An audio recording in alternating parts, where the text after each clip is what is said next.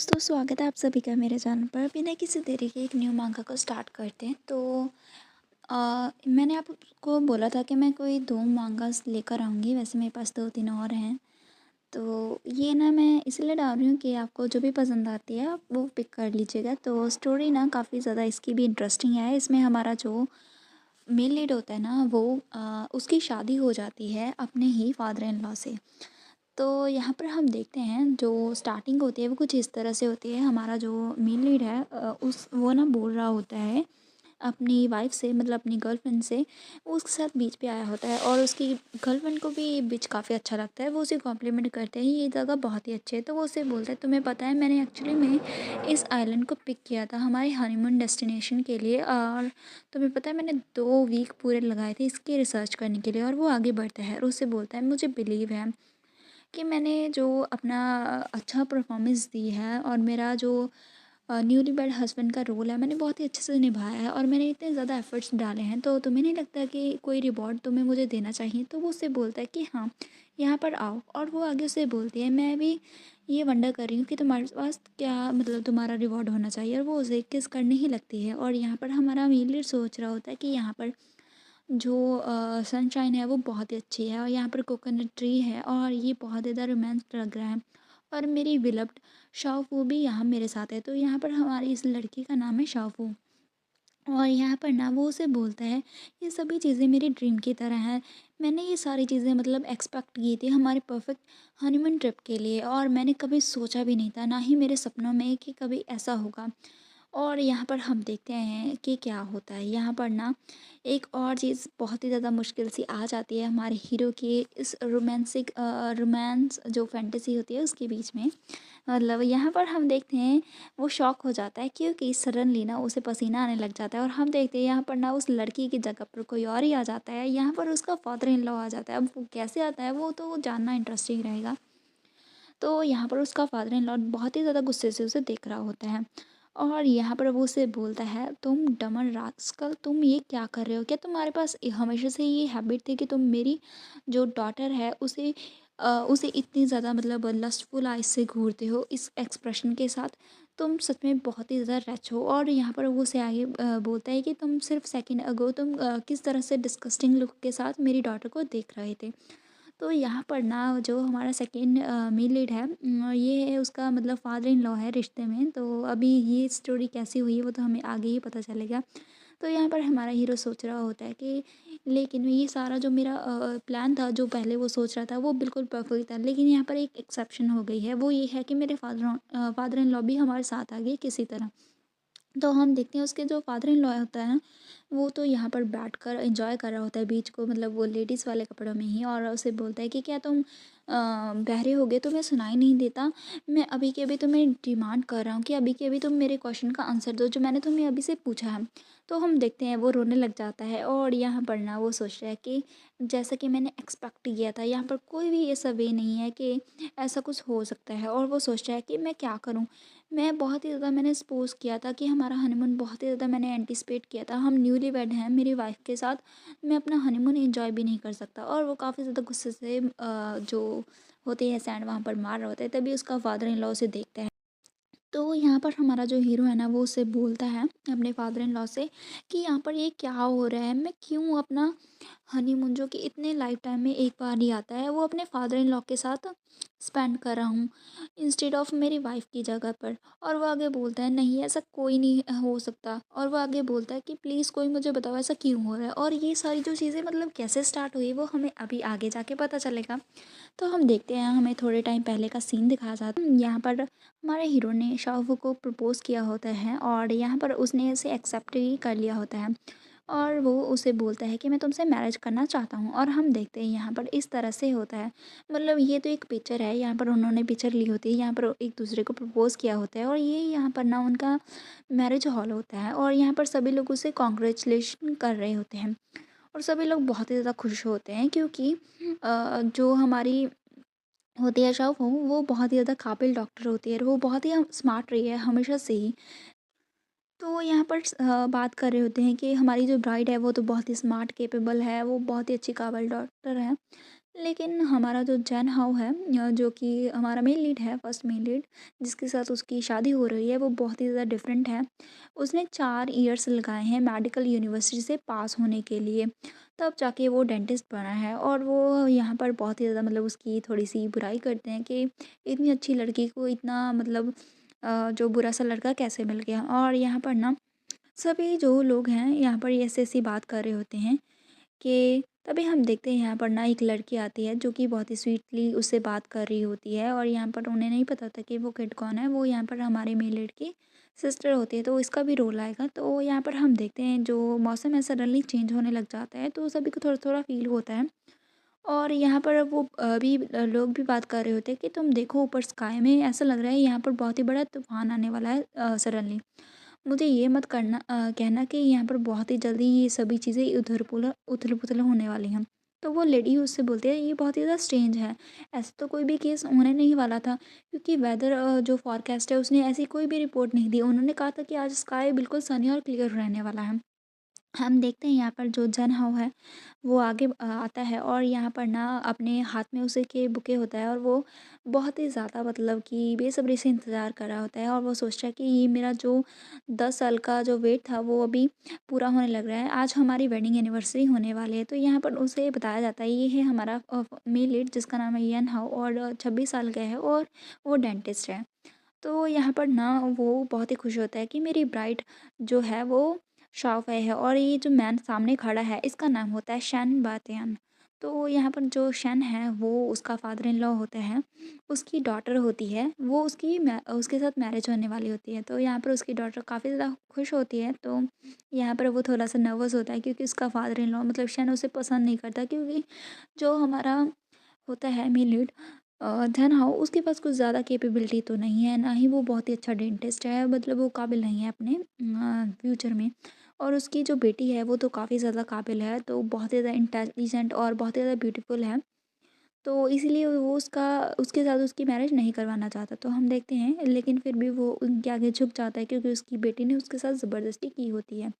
तो यहाँ पर जो हमारी ब्राइड शनफू है उन दोनों को मतलब जो प्रीस्ट है वो बोलने ही वाला होता है कि क्या तुम उसे हस्बैंड के तौर पे चुनती हो, लेकिन वो पहले ही बोल देती है कि हाँ मैं उससे शादी करना चाहती हूँ। तो उसका फादर होता है ना वो भी उसे देख रहा होता है। यहाँ पर उसका फादर थोड़ा खांसने लग जाता है उसकी इस तरह की मतलब इतनी ज़्यादा एंटिसिपेशन को देख के हमारा जो जन है वो भी खुश हो जाता है और वो उससे बोलता है शाहू।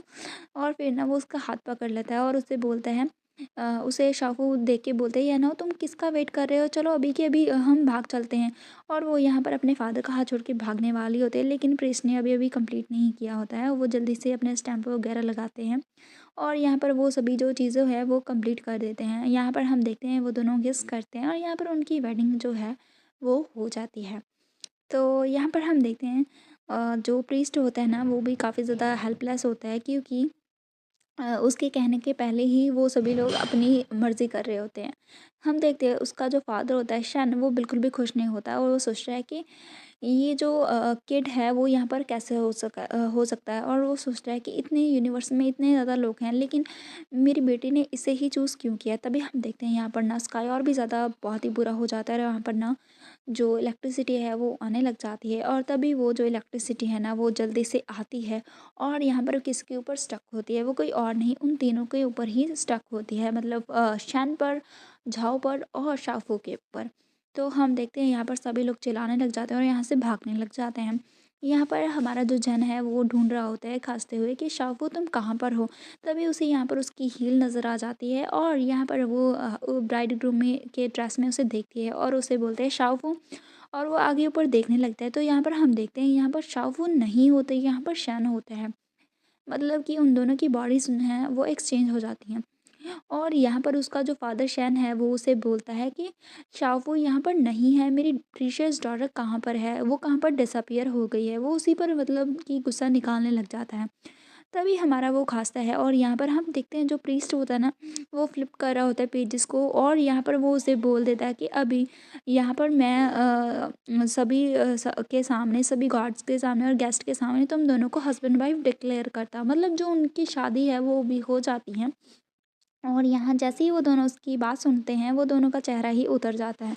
तो यहाँ पर कुछ ऐसा होता है और यहाँ पर ना अभी जैसे ही वो बोलता है कि अभी तुम लोगों की शादी हो चुकी है, तो यहाँ पर सभी गेस्ट इकट्ठा हो जाते हैं और यहाँ पर वो सभी गेस्ट ना, क्योंकि अभी अब बहुत ही ज़्यादा थंडर आया था, तो वो इधर-उधर पहले चले गए थे, लेकिन अभी वो फिर से आ गए हैं। तो यहाँ पर वो लेडीज़ बात करती हैं, यहाँ पर क्या अभी भी क्या हुआ था? मुझे क्लियरली कुछ भी विज़ुअल नज़र नहीं आ रहा है। यहाँ पर अभी भी क्या हुआ था? और फिर वो तभी वो दूसरा लड़का बोलता है कि प्रिंस ने अभी उन दोनों को हस्बैंड वाइफ डिक्लेयर कर दिया है।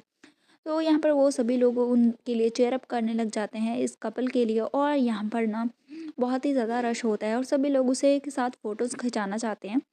तभी हम देखते हैं यहाँ पर फ़ोटोग्राफ़र आता है और यहाँ पर उससे बोलता है कि बहुत ही ज़्यादा प्यारा टाइम है, हम इसे कैच करना चाहिए। ब्राइडग्रूम और ब्राइड दोनों के फेस स्माइल के साथ यहाँ पर आ जाइए और यहाँ पर हम दोनों की पिक्चर लेते हैं। हम देखते हैं यहाँ पर ना जो हमारा शव है वो तो यहाँ पर होती नहीं है, तो यहाँ पर यन काफ़ी ज़्यादा मतलब परेशान हो जाता है कि अभी मैं क्या करूँ?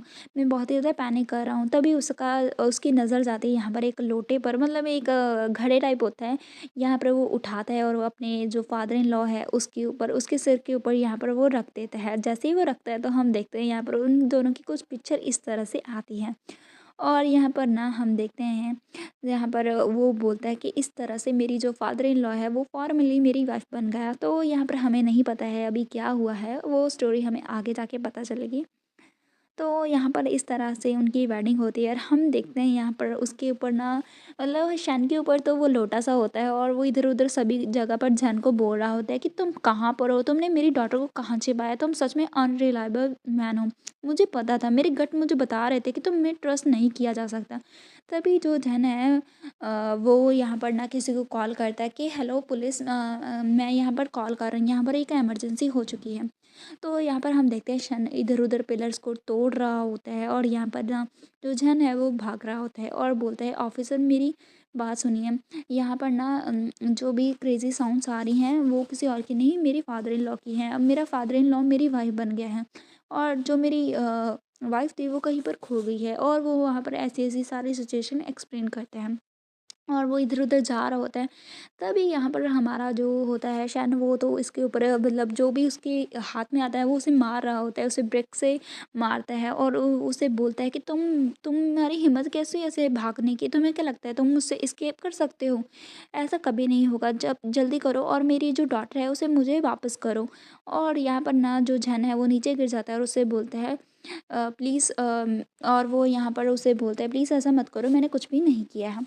और यहाँ पर ना जो पुलिस जिसके साथ नंबर उसने मैच किया होता है वो उसे बोलता है मेरी अपॉलोजाइज़ सर, लेकिन मुझे जो भी तुम बोल रहे हो मुझे इसका समझ में नहीं आया, अगर तुम थोड़ा-सा अच्छे से डिस्क्राइब करोगे तो फिर मैं दोबारा से समझ पाऊँगा। तभी हम देखते हैं वहाँ पर खड़े सभी जो गेस्ट होते हैं वो क्यूरियस होते हैं कि ये सब क्या हो रहा है? तभी यहाँ पर वो जो शैन है था ना, वो भी उसे बहुत ही ज़्यादा मतलब उन्हें मार देता है, मतलब इधर-उधर बहुत ही ज़्यादा फाइटिंग कर रहा होता है, उसकी आदत ही होती है, वो बहुत ही जल्दी मारता है। यहाँ पर ना सभी जो लोग हैं उसके ऊपर वो ब्रिक्स फेंक रहा होता है, यहाँ पर जैन सोचता है कि सर क्या आप मेरी बात समझ पा रहे हैं? तभी वो पुलिस वाला है उसे बिल्कुल समझ में नहीं आता और यहाँ पर जो जैन है वो तो बेहोश हो जाता है। और यहाँ पर ना ये सारा जो मतलब सिचुएशन है वो कुछ इस तरह से होती है। हम देखते हैं थोड़ी देर बाद शन थोड़ा शांत होता है और यहाँ पर जैन भी बैठा होता है, वो दोनों ही बैठे होते हैं और यहाँ पर इस मेस में वो दोनों ही फँस चुके होते हैं। तो यहाँ पर उनका एक्शन क्या होगा वो हमें नहीं पता है और फाइनली वो दोनों रिलैक्स कर रहे होते हैं। हमारा यह सोच रहा होता है कि मुझे कुछ ना कुछ तो करना ही होगा। मुझे लगता है कि किसी सीरियस कोई कुछ हो गया है। क्या मुझे सच में मेरी पूरी रेस्ट जो लाइफ है वो इस गीज़र के साथ बतानी होगी? नहीं, मैं ऐसा नहीं कर सकता। और यहाँ पर ना हमारा जो शन है वो तो सोच रहा होता है कि क्या सच में मुझे जो ये ऊपर मेरे फ्लावर पॉट लगा हुआ है, क्या मुझे इसे वेयर करके इधर-उधर हमेशा ज़िंदगी भर चलना होगा? नहीं, मैं ऐसा नहीं कर सकता। वो दोनों कुछ अलग बातें सोच रहे थे, तभी जैन खड़ा होता है और उससे बोलता है, इससे कोई फ़र्क नहीं पड़ता कि हम अभी क्या कुछ एक्सपीरियंस कर रहे हैं, लेकिन जो मोस्ट इम्पॉर्टेंट चीज़ है वो ये मोमेंट्स हैं जो कि हम यहाँ पर आए हैं। हमें पहले शाओफू के वेयरअबाउट्स के बारे में पता लगाना होगा। तो यहाँ पर ना जो शन है वो बोलता है तुम सही कह रहे हो, चलो एक दूसरे से अलग हो जाते हैं ताकि हम जल्दी से जो हमारा शाओ फू है उसे ढूंढ पाएँ। तभी वो जो मतलब शन है वो जो फ्लावर पॉट है उसके साथ उसके सर को टकराता है और यहाँ पर उसे बहुत ही ज़्यादा चोट लगती है, झन नीचे गिर जाता है। तो वो यहाँ पर शांतो उसे बिल्कुल भी भाव नहीं देता और उसे बहुत ही ज़्यादा बेइज़्ज़ती करता है उसकी। तो यहाँ पर शांतो उससे बोलता है कि तुम सच में एक मॉडर्न हो, और यहाँ पर उससे बोलता है तुम उस साइड पे जाओ और मैं इस साइड पे जाता हूँ। तो यहाँ पर याना उससे बोलता है ठीक है मैं समझ गया, थैंक्स। और वो यहाँ पर एक दूसरे से मतलब दूर हो के यहाँ पर जाने लगते हैं। तभी हम देखते हैं यहाँ पर ना अचानक से जो शन है वो इधर उधर जा रहा होता है। तभी वो उसे बोलता है जान जाओ, हम किस जगह पर हैं, यहाँ पर मुझे बहुत ही ज़्यादा ब्लैक ब्लैक नज़र आ रहा है। हाँ, तो यहाँ पर वो जैसे ही वो देखते हैं कि उसकी वॉइस ना चेंज हो जाती है। तो यहाँ पर इयन पीछे मुड़ता है और उससे बोलता है शाओको क्या ये तुम हो? तभी यहाँ पर वो उससे बोलता है शाओको तुम कहाँ पर थी पूरे टाइम पे? मैंने तुम्हें बहुत सर्च किया, तुम्हें पता है? तो यहाँ पर ना जो शाओको है वो उसे बोलती है तुम थोड़ा रुको, मुझे समझ में नहीं आ रहा कि मेरे हेड पे ऊपर क्यों क्या है, ये बहुत ही हैवी लग रहा है। तो जैन बोलने ही वाला होता है कि ये फ्लावर पॉट है, तभी वो यहाँ पर फ्लावर पॉट को नीचे मारती है यहाँ पर दीवार पर, और उसका फ्लावर पॉट नीचे मतलब टूट जाता है और यहाँ पर वो लड़की फिर से वापस आ जाती है और उससे बोलते हैं यन हाओ। तो यहाँ पर उसे देख के यन हाओ काफ़ी ज़्यादा खुश हो जाता है और उससे बोलते हैं कि ये जो एक्स्ट्रा ऑर्डिनरी स्किल्स हैं वो है, इसके देख के स्पीचलेस हो गया। तो यहाँ पर जो शाहू है उसे बोलते हैं कि मुझे याद आ रहा है कि हम हमारी वेडिंग सेरेमनी के मिडिल में थे और यहाँ पर सभी लोग सेलिब्रेट कर रहे थे। तो यहाँ पर सडनली क्या हुआ है, सभी गेस्ट कहाँ पर चले गए और मेरे फादर कहाँ हैं? तो यहाँ पर जो जैन है वो तो रोने लगता है और उससे बोलता है शाओ, ये बहुत ही ज़्यादा रिलीफ की बात है कि तुम सेफ़ और साउंड हो। तुम्हें पता है मैं कितना ज़्यादा वरिड हो गया था। यहाँ पर वो भी उसे हग करने की कोशिश करती है और उसे बोलते हैं जान हाओ।